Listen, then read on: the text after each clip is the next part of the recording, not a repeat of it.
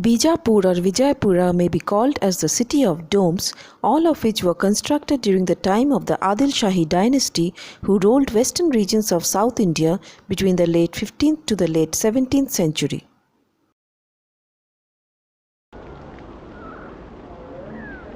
A day earlier we had explored the Ibrahim Roza, the tomb of Ibrahim Adil Shah II, and the Bada Kaman, the tomb of Ali Adil Shah.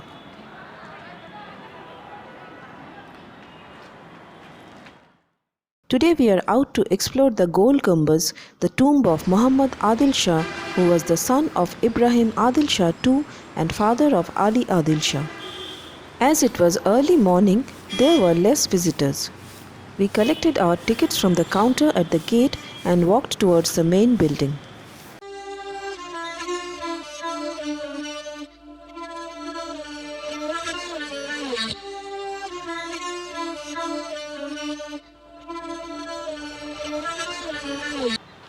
Ruins. Several medieval period ruins can be seen alongside the wide road that leads towards the Golgombuz. While walking towards the Golgombuz, it appears to be a single building with a dome at the top. But as you move closer, you can see that the front part is a separate building. The main building consisting of the dome stands several feet behind. The front structure in those days were known as Nagari Khana or drum house. It was named so as special music was played to welcome the king here upon his visit. This place has now been converted to a museum.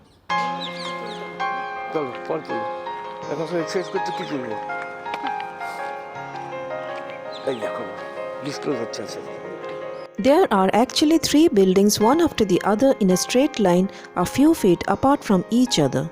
But from the front and from a distance, it seems to be one single structure. A few meters of walk alongside the first building took us towards the second building. This structure is placed right behind the first building a few feet away. The second building is like an ornamental entrance to the Golgumbaz.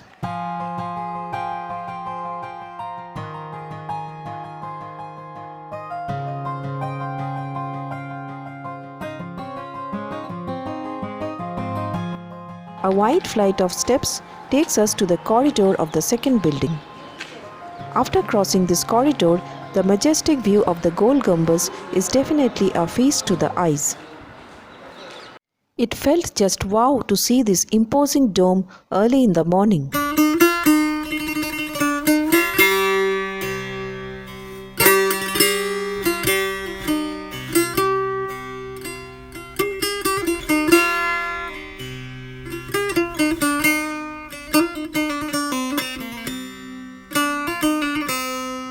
The Golgumbaz is the world's second largest dome. The first one is St. Peter's Basilica in Rome. It is a gigantic cube structure with an equally gigantic dome sitting at the top. On four sides are four tall minarets. One important point to be noted here is that footwear needs to be removed before entering the dome.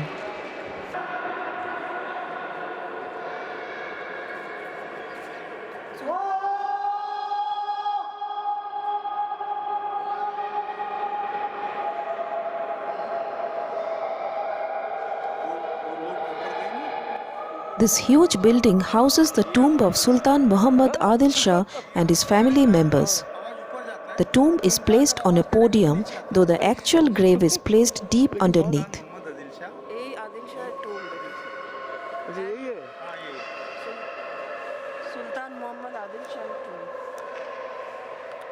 The interior of the dome is rather simple to look at.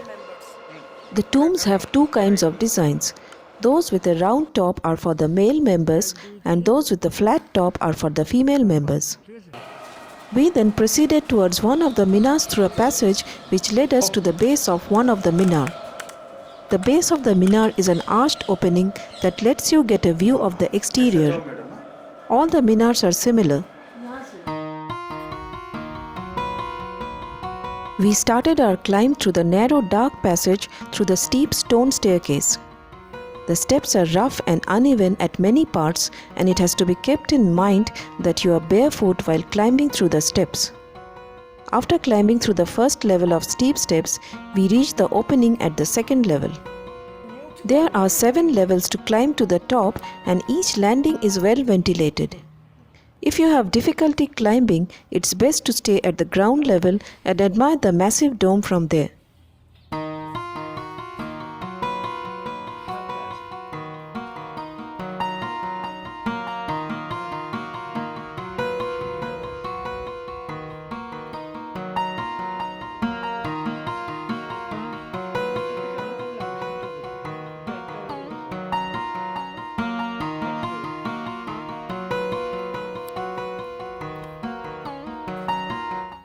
The entire climb seemed as if we were moving through some secret passage. We finally reached the narrow exit at the top. The top level gets you nearer to the massive dome structure.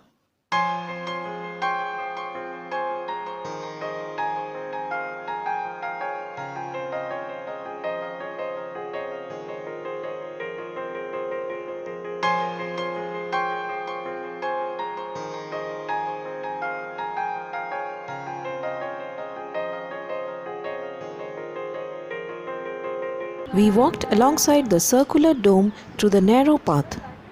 The dome is surrounded by multiple carved petals.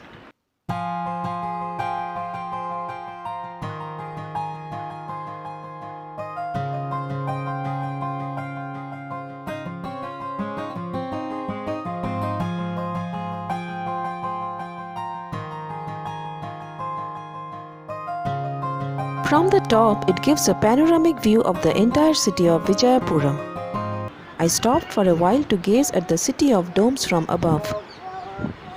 The uniqueness of this dome is that there are no pillars to support it. The dome at the top is supported only by 8 massive intersecting arches.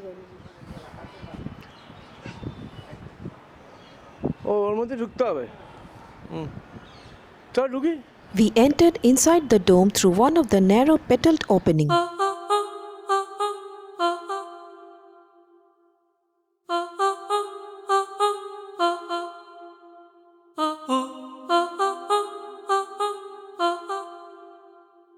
It takes some time for the eyes to adjust to the darkness inside.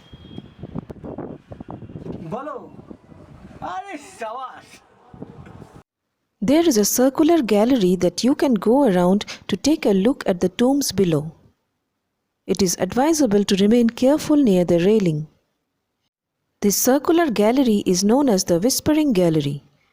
Whatever sound is made over here is echoed at least 6 to 7 times. This is one of the biggest chambers in the world. The walls are made in such a way that if you speak from one corner, even in a whisper, it can be heard from another part of the chamber. The small amount of lights coming through the narrow openings gives it a dimly lit appearance. Acha, hold. I went to one corner and Joy went to another far corner, and we could distinctly hear each other even if we spoke in whispers. Just you give a clap.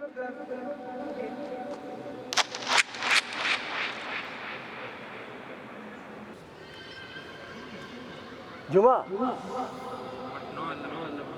Where are you? We again came outside, and I decided to take another round of walk by the side of the circular dome and admire its beautiful shape.